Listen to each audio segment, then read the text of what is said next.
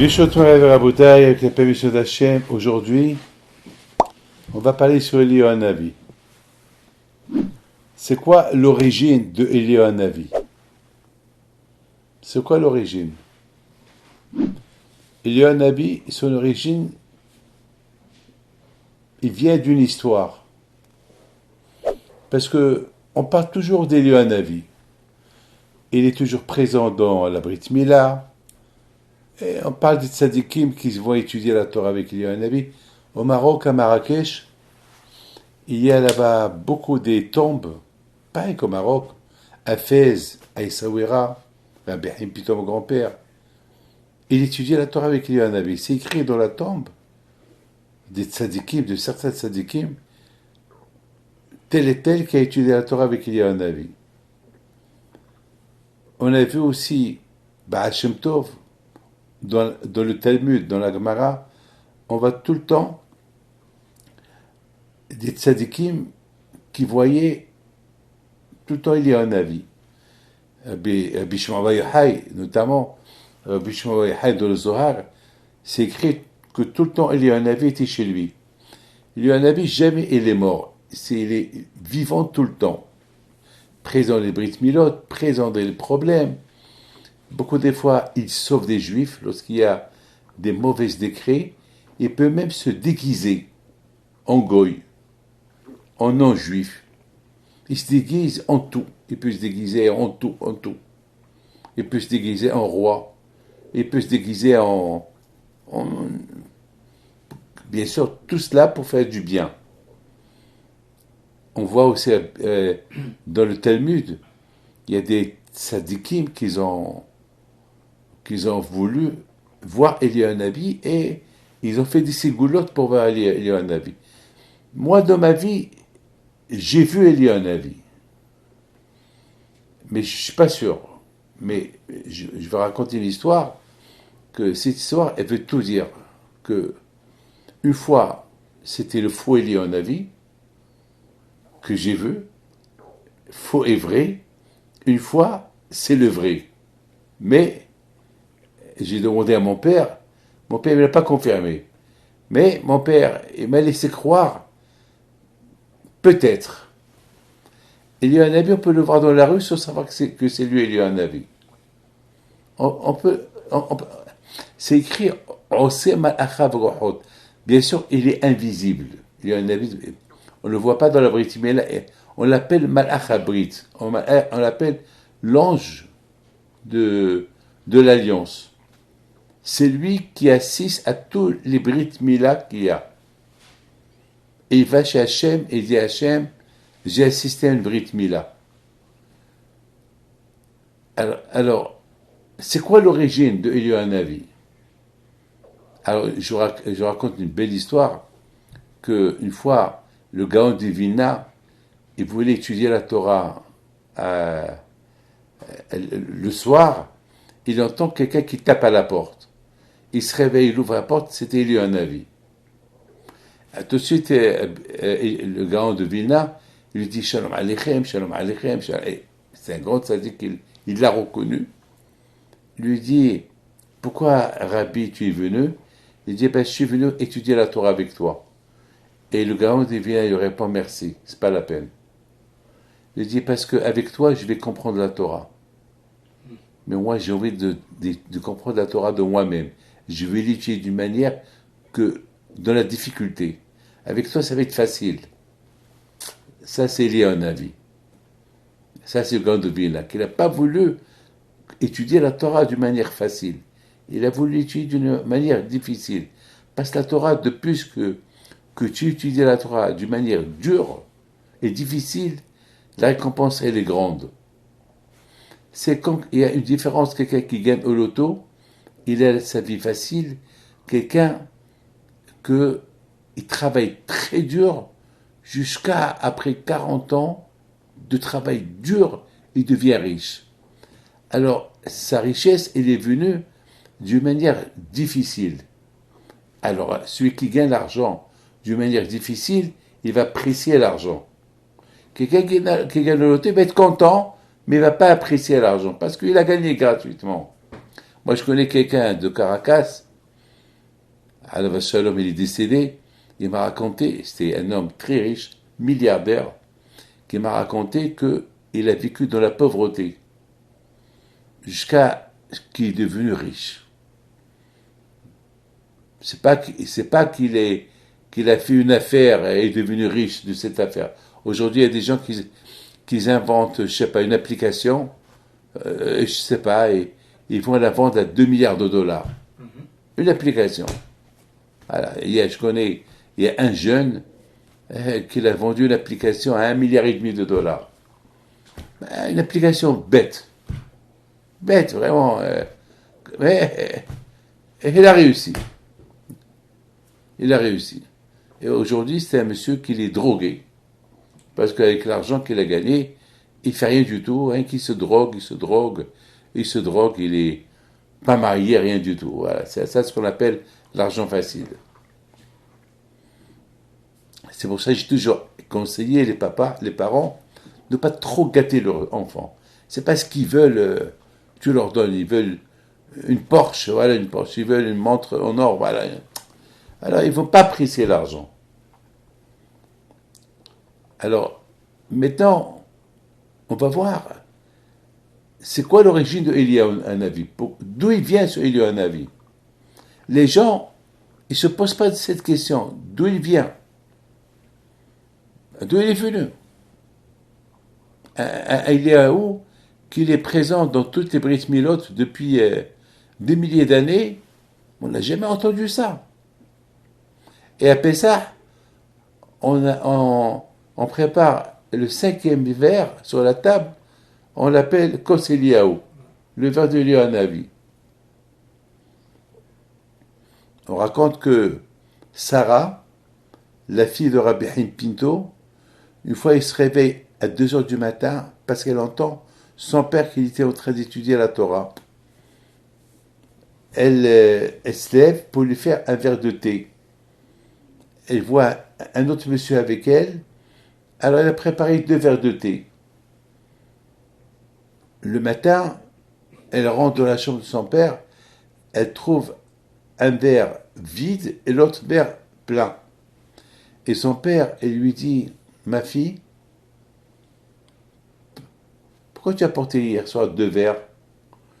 Elle lui dit, papa, parce qu'il y avait un monsieur avec toi. Elle lui dit, alors tu l'as vu? Il dit, oui, je l'ai vu. Elle dit, ah ma fille, tu aurais dû pas te lever, tu n'aurais pas rentré. J'étais bête, j'aurais dû fermer la porte parce que tu as vu Eliyahu Hanavi. Et j'ai peur que tu vas devenir aveugle. Il dit, papa, pourquoi? Il lui dit, parce que tu ne devais pas le voir. Il n'a pas voulu expliquer. Alors, il lui dit, mais tu peux profiter de ta vie. Tant que tu es célibataire, tu ne vas pas être aveugle. Mais le jour de ton mariage, tu deviendras aveugle. Et le jour qu'elle a rencontré quelqu'un, alors elle est venue sur quelqu'un demander la main.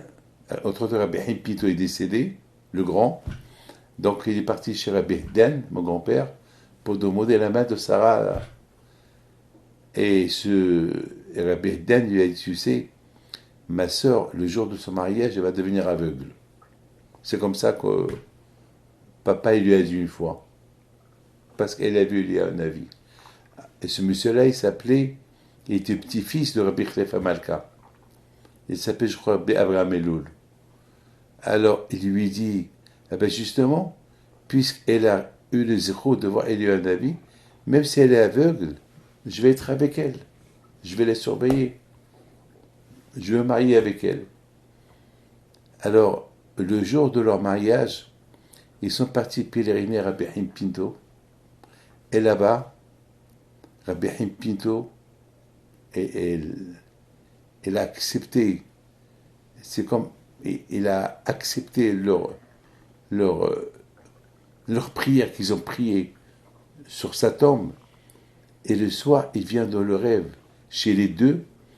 Il leur dit que, étant donné qu'elle a cette grande émouna, les deux, ils ont cette grande émouna, se marier ensemble, sachant qu'ils vont devenir aveugles, alors la xéra, elle est annulée, et qu'ils auront des enfants, et qu'ils vont partir des brachot et des brachot.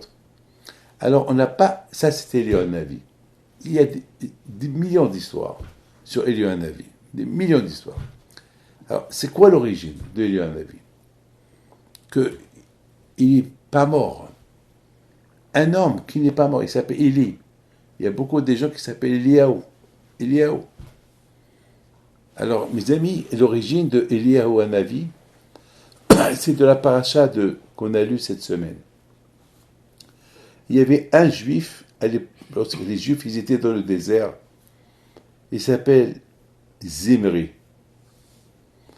Ce Zimri-là, c'était un grand tzaddik, le chef de la tribu de Shimon.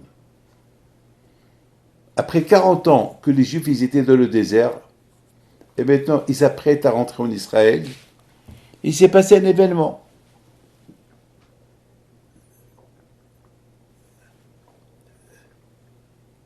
Les Juifs, ils ont campé en face. Vous savez que dans le désert, pendant 40 ans, ils voyageaient. Ils partent d'un endroit, ils s'arrêtent d'un autre.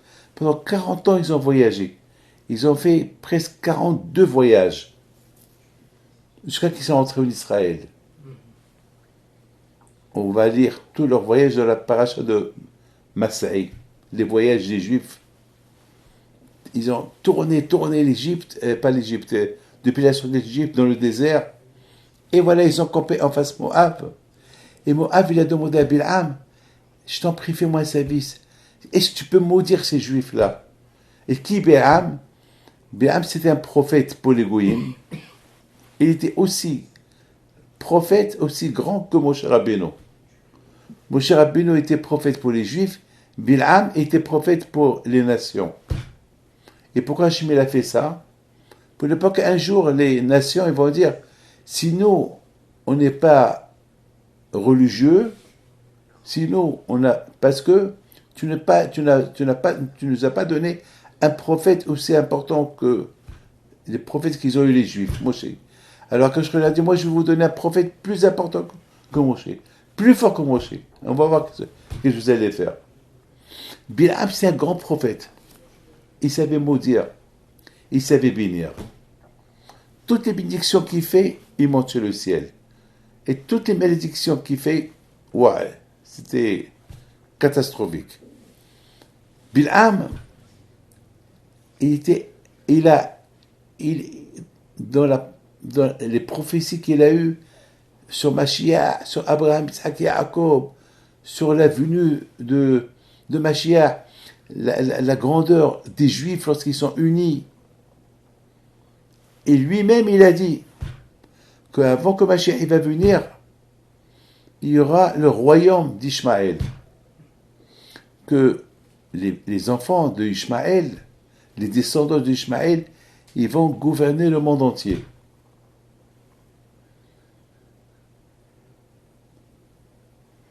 C'est des prophéties extraordinaires. Mais il a vu une chose. Il a vu que lorsque les bénis d'Israël, ils sont unis, ils respectent Torah et Mitzvot, personne ne peut les anéantir.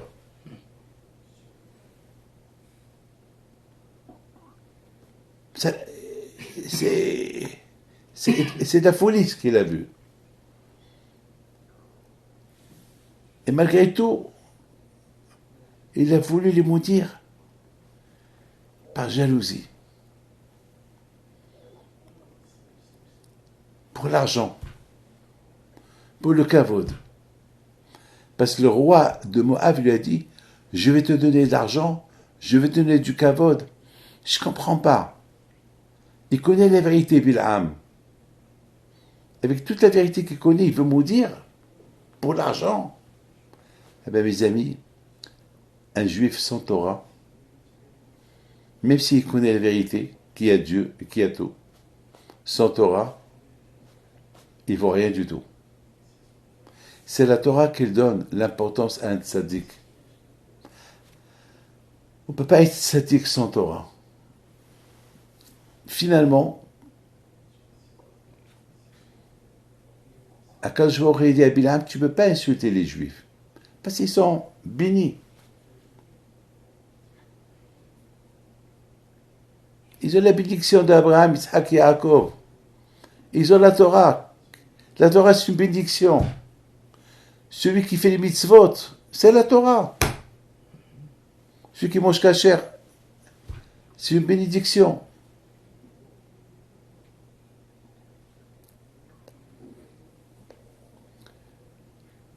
L'émouna, la foi en Dieu.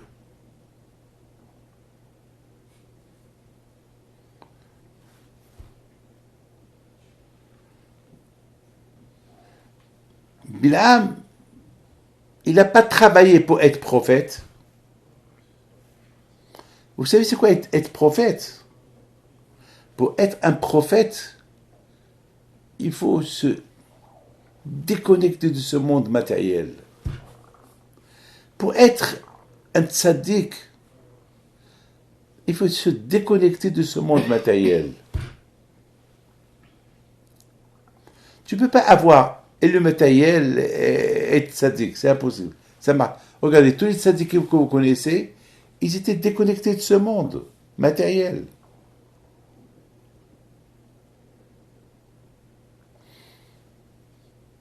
Alors, Bilham, il était prophète, parce que c'était un don que le bon Dieu lui a donné. Il n'a pas travaillé pour être prophète. Pour être prophète, tu te déconnectes. Lui, non. C'est le contraire. Il a tout fait pour être connecté à ce monde-là.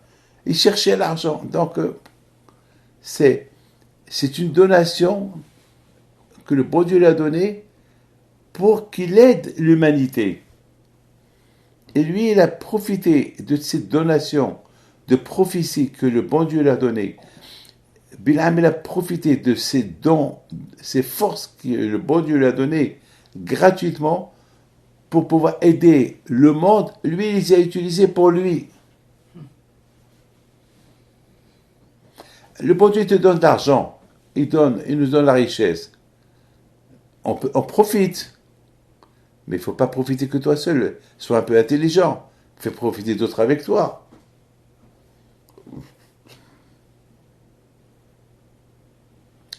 Hier, j'étais à Toronto. Il y a un monsieur qui m'a dit, je veux une bracha, que le bon Dieu continue à me donner la richesse et la parnassa. Comme ça, je continue à la partager avec ceux qui ont besoin. J'étais content. Il y a quelqu'un qui vient chez moi et me dit, Rabbi David, est-ce que vous pouvez me donner le numéro du loto et je partage avec vous le loto. C'est un loto et c'est 600 millions de dollars à gagner. Voilà, donnez-moi les numéros et on gagne, je vous donne 300 millions. Alors je lui dis, et quelle preuve j'ai que tu vas me les donner? Je lui dis, quelle preuve j'ai? Dès que tu vas avoir l'argent, ça va t'aveugler. Je connais moi cette histoire. Il y a beaucoup de gens qui me promettent plein de choses et à la fin ils m'oublient. Je vous donne parole d'honneur. Il y a un ici au Canada. Ce que j'ai fait pour lui, vous avez aucune... Son fils, il avait le cancer. Il était malade. Et il avait des problèmes. Et avec le zéro de Rabbi Pinto, je lui ai promis, avec Bisrot Rabbi Pinto, que son fils, il va guérir, il va se marier, etc., etc. Eh ben, il n'est même pas venu me voir. Son fils, il a guéri. Il s'est marié. Rien. Les gens, lorsqu'ils ont besoin de toi, elle là, il vient, il te promet des promesses et après, une fois qu'ils ont tout ce qu'ils ont, ils t'oublient. Et je ne vais pas m'énerver. J'ai l'habitude, c'est comme ça. Quand il te donne, tu partages, tu aides. Quand il a donné à Bil'am des forces pour aider l'humanité, et Bil'am, non seulement qu'il n'a pas aidé l'humanité, mais il a profité de ces forces que le bon Dieu lui a données pour lui, pour s'enrichir, pour avoir le kavod. C'est cette différence entre Bil'am et Moshe Rabbeinu. Moshe Rabbeinu aussi était milliardaire. Moshe Rabbeinu était milliardaire. Sa mère, c'était Batia, la fille de Paro, qui s'est convertie. Donc, Batia, lorsqu'elle a quitté l'Égypte, elle a vidé comment ça s'appelle? Elle a vidé le château de son père. Tout ce qu'elle a pris, c'était pour Moshe. Moshe Rabbeinu, elle n'a pas profité. Moshe Rabbeinu, et il est resté tout entier pour Am Israël. Il n'a pas profité de son argent. Sa richesse. Ils sont fous. Par contre, on a vu Korah. Il était aussi milliardaire. Avec son argent, il l'a aveuglé. Il a fait que des bêtises avec.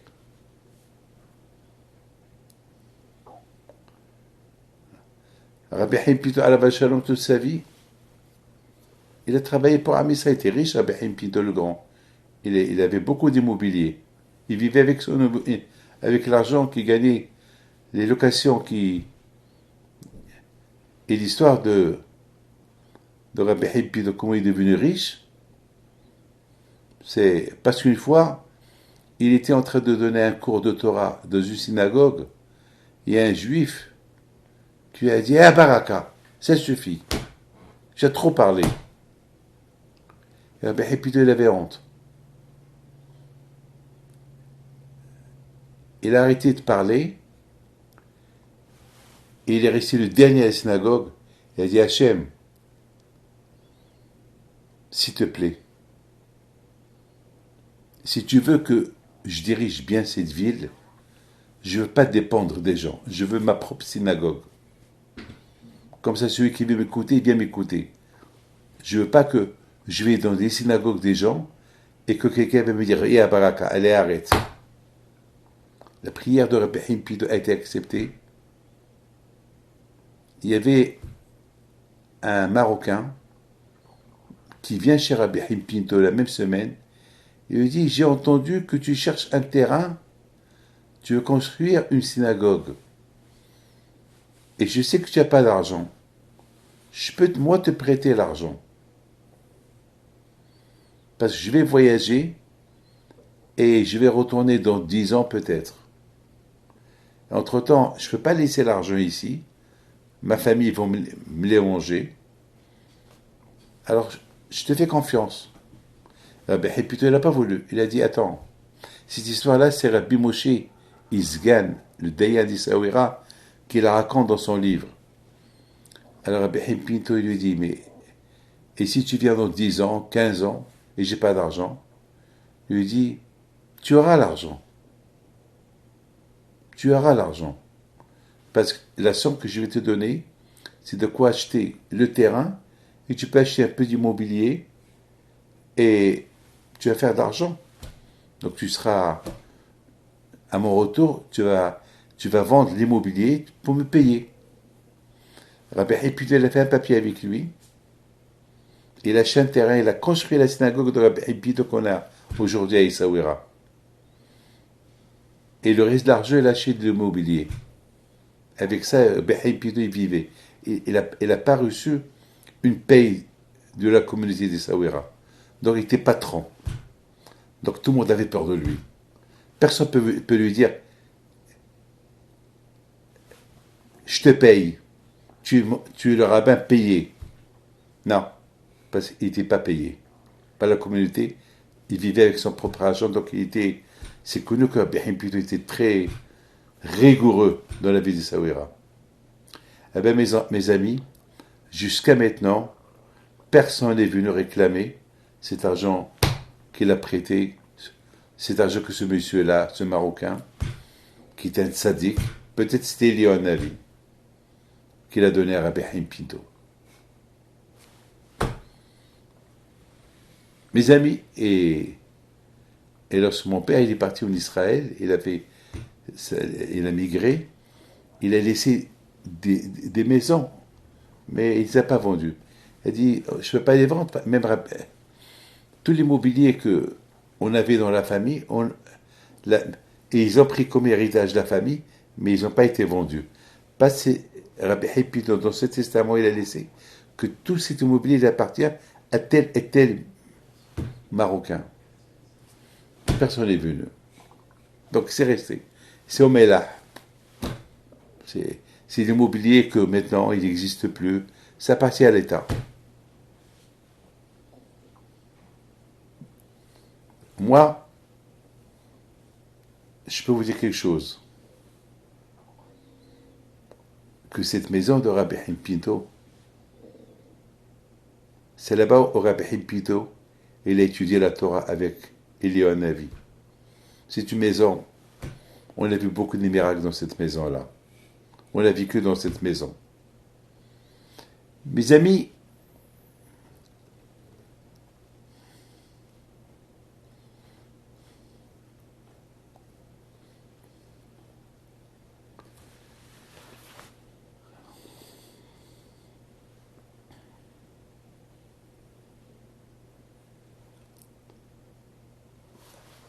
je veux pas trop détailler. Je ne veux pas rentrer d'une histoire à l'autre. Je continue sur la question qu'on a posée. D'où il y a un avis, il est venu. D'où il vient. D'où il descend.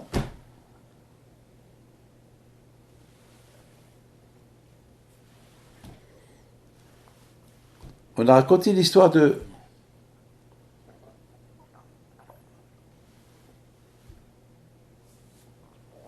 comment mon cher Rabbeinu était riche, il n'a pas profité de son argent.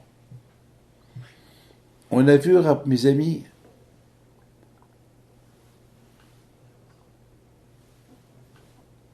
beaucoup de tzadikim qui étaient multimilliardaires, ils n'ont pas profité de leur argent. Pour eux, c'était la Torah. Ils ont donné priorité à la Torah.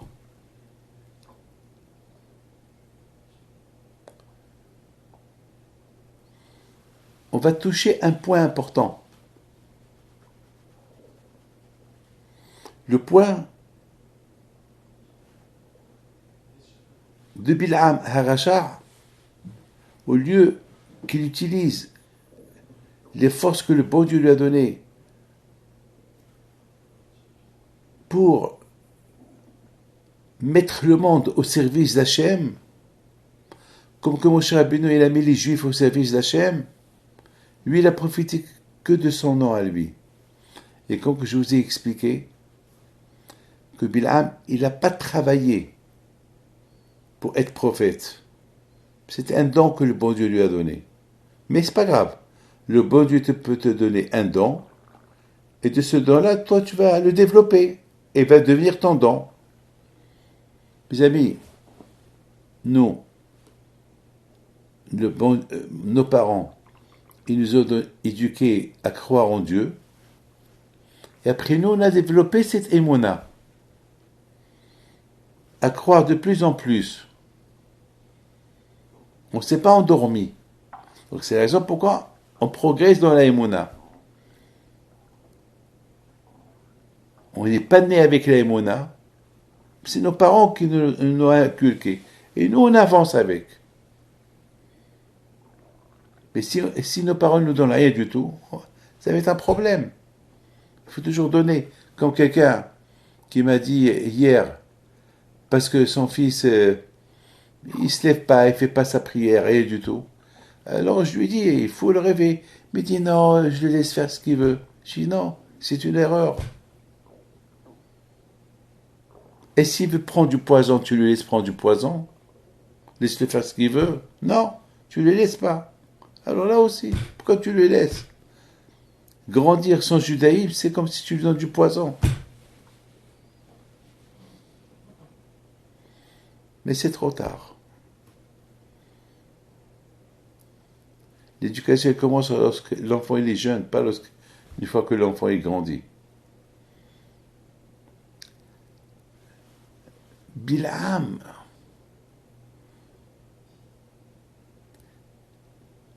la présence des Juifs dans le désert, ça l'embêtait.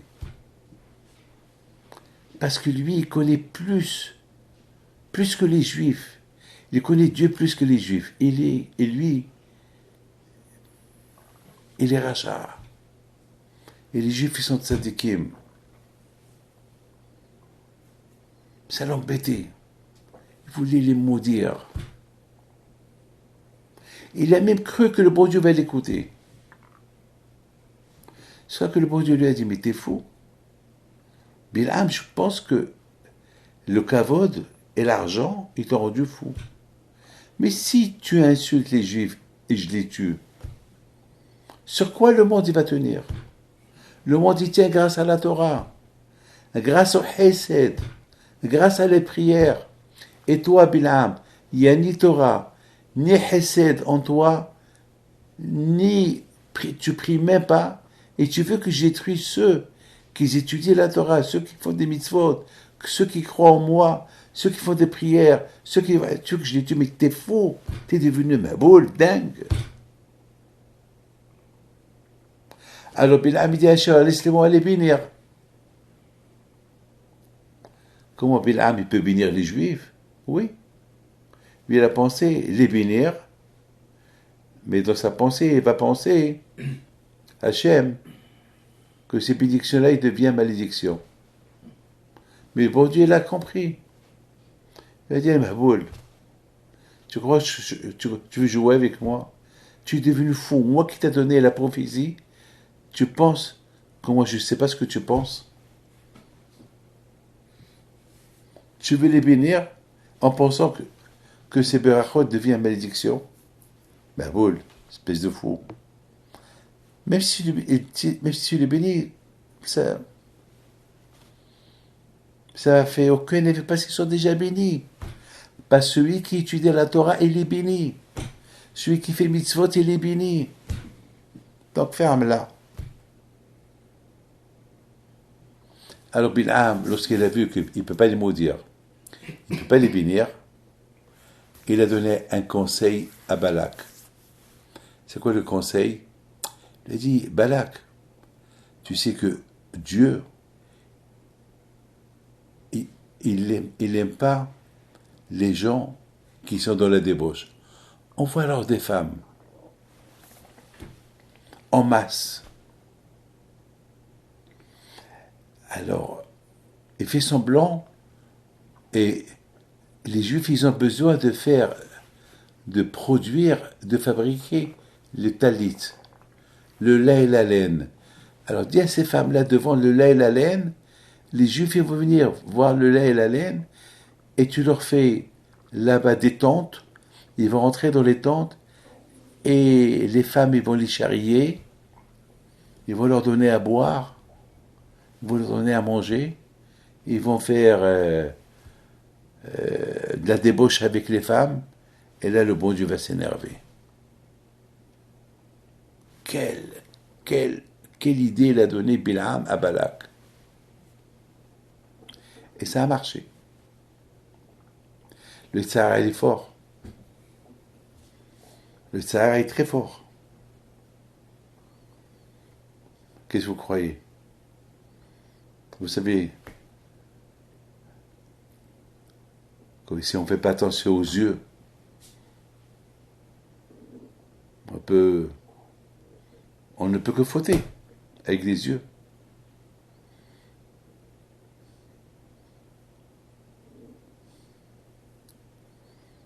Et malheureusement, il y a eu 24 000 morts. Il y a eu l'épidémie. 24 000 morts chez les Juifs. Pinhas, le fils de Eliezer, petit-fils de Aaron Cohen, lorsqu'il a vu que les Juifs étaient en train de mourir, il s'est levé, il est parti derrière le chef de la tribu de Shimon. Il avait 400 ans. Zimri, il avait 400 ans. Il était vieux. Il était un grand tzaddik. Et lui aussi, il est tombé dans la débauche. Et le fait que lui est tombé dans la débauche, il a ouvert la porte à tous les juifs. Si moi je fais, vous aussi vous pouvez faire. Pinhas, il a dit, si je le laisse vivant, ce monsieur-là, il va contaminer tous les juifs. Si il met 24 000 morts, on risque de finir à 600 000 morts. À tous les juifs qui vont mourir. Donc il est parti, il l'a tué. Au moment qu'il a tué, l'épidémie s'est arrêtée.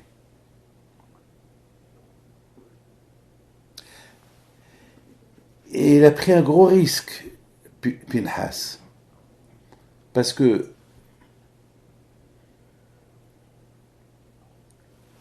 Zimri se trouvait avec la fille, la petite fille du roi de Midian, dans la tente. Ils étaient en train de faire la faute. Et pour entrer là-bas, il y avait des gardes-corps dehors. Et Pinhas, ils sont fous. Il dit, je ne peux pas laisser ce monsieur-là vivant. Même si je meurs. Il dit à Moshe Rabbeinu, personne ne fait rien. Pas normal. Toi, tu fais rien du tout. Et tous ces rabbins qui sont autour de toi, ils font rien du tout. C'est pas logique, c'est pas normal. Les juifs, ils sont en train de mourir à cause de celui-là qui est en train de faire la débauche avec la fille du roi de Midian. Moshe, il lui dit, fais ce que tu peux. Nous, on est incapable de rien faire. Pinhas, il a risqué sa vie.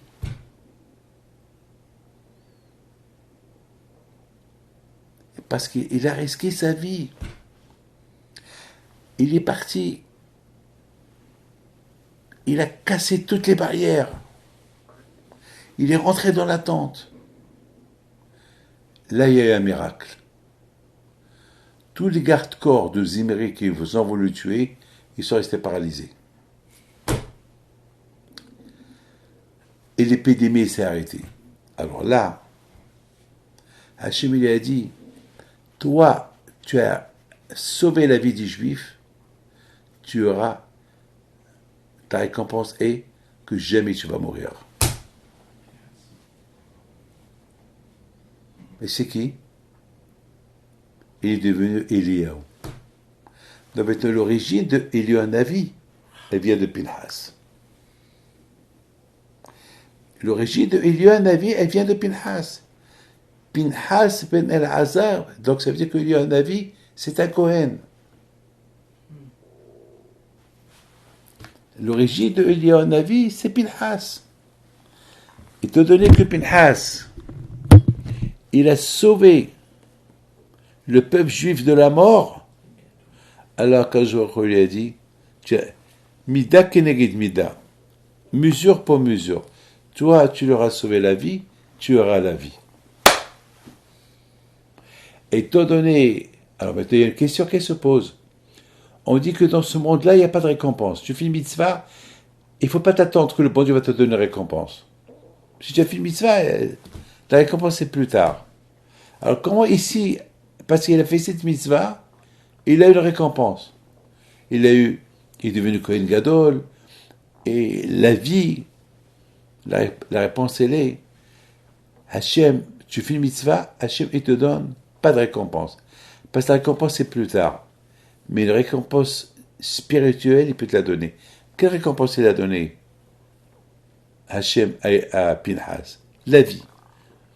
C'est pas la vie pour qu'il mange. Il est devenu malach, il est devenu un ange. Les anges ne mangent pas. Il a donné un travail. Chaque fois qu'il y a une Brit Mila, parce qu'il t'a donné que Pinhas, il a tué Zimri parce qu'il a eu des relations avec cette femme, maintenant chaque fois qu'il y a une Brit Mila, une circoncision, alors il y a un avis, il va lancer à Hachem, voilà, il y a un juif qui vient de naître. Et bien sûr, ce juif-là, il va se marier avec une juive, il va avoir un garçon juif, il y a un avis sera là-bas. Donc il y a un avis, il a du travail tout le temps. Donc maintenant, là, on connaît maintenant la raison, l'origine de il y a un avis, d'où il vient.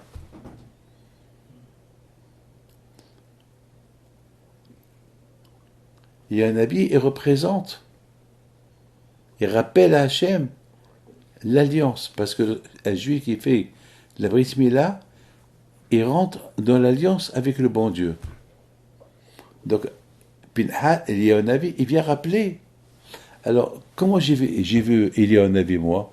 Une fois, je l'ai vu, une fois, je ne l'ai pas vu. Et c'est vrai ou c'est pas vrai, je vous allez voir. Et je vous laisse juger. Lorsque j'ai fait la Brit Mila dans mon petit-fils, j'étais sandak. Et j'ai demandé que la chaise, elle soit à côté de la porte. Et je suis venu le premier.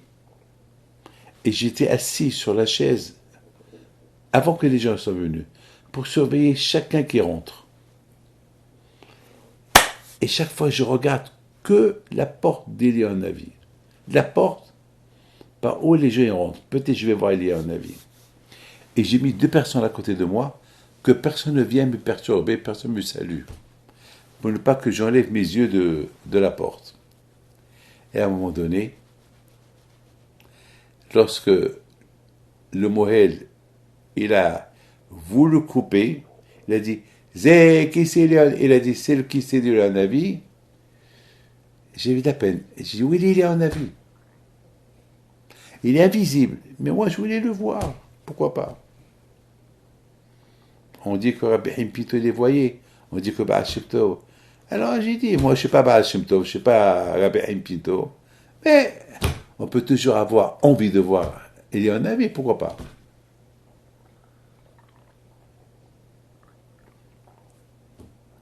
Eh ben j'étais déçu. Mais à un moment donné, je vois quelqu'un rentrer et j'ai fait le grand sourire. C'est qui ce quelqu'un? C'est un Avrech, un qui étudie la Torah chez nous.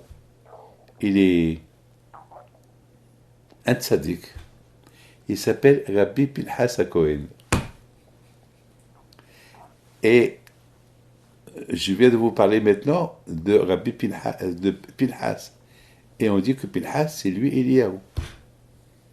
Donc, c'est pas Eliyahu Navi que je suis en train de voir, mais je suis en train de voir son nom. Pinhas ou Eliyahu.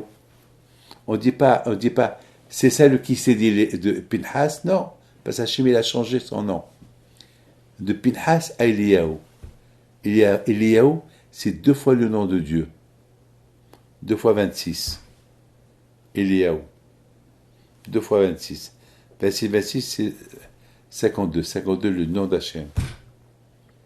C'est-à-dire que lorsque il y a une Brit Mila, il y a le nom d'Hachem. Hachem. Lorsqu'on assiste à une Brit Mila, Hachem, il nous pardonne toutes les fautes qu'on a faites. Donc, j'ai pas vu Eliyahu Navi, mais j'ai vu son nom. J'étais content. Et la deuxième fois, c'est une fois j'avais besoin pour acheter un costume.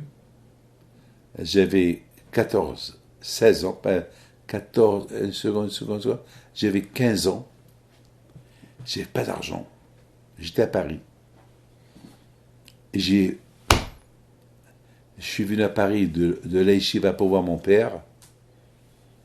Et malheureusement, j'ai perdu mon passeport avec l'argent. Et je devais passer la fête de Rosh Hashanah. Pas de vêtements, rien du tout. Et j'ai prié à Hachem pour que je trouve de l'argent. Je suis parti chez un magasin, dans un magasin. à la rue de Rivoli. Et j'ai acheté costumes, chemises, tout. Et il vendait de tout, ce monsieur-là. Mais j'ai dit, j'ai pas d'argent.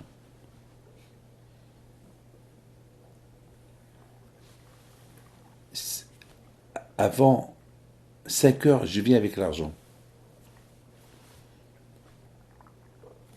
Mais tu sais, moi je suis juif. Je ferme à 5 heures. Ce soir c'est Rosh Hashanah. Je te promets, je viendrai. Je sors. Je vais à la rue des Rosiers. C'est dans le Marais. Et je prie Hachem. Je connais personne. Perdu.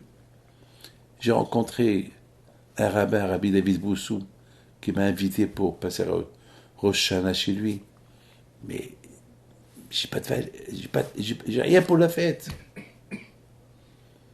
J'ai prié Hachem, Rabbi Ipito, tellement on nous a raconté des histoires de Emouna sur toi. Tu as fait des miracles, des miracles, des miracles. Fais un miracle à ton petit-fils. Il n'a pas d'argent, il n'a rien. J'avais la montre. 5h moins quart. J'ai perdu espoir. Hachem. Soudainement, j'entends quelqu'un qui appelle. David, David. Tu entends David, tu crois que c'est toi. Je sais que c'est pas moi. Parce que je connais personne, personne ne me connaît. Mais je me retourne, je vois un monsieur petit de taille qui me dit « Ça va David, ça va, ça va. Ça va ton père, Rabbi Moshe Pinto. » Mais d'où ce monsieur-là? D'où ce monsieur-là? J'ai rien dit. Je dis, ça va, papa, il va bien. Il était là avant-hier, il est parti au Maroc. Il est venu pour... Ah, tout va bien, bon, Hachem, tout va bien. Top. Mais dis, je sais qui tu es. Je suis chez Rabbi David Bosso. Ah, super, ça tombe bien, ça ne te dérange pas. Il m'a prêté de l'argent en Israël. Est-ce que tu peux lui donner cette enveloppe? Et dans l'enveloppe, c'est écrit Rabbi David Bosso, 22 rue Rambuteau, Paris, je sais pas quoi, 2e étage.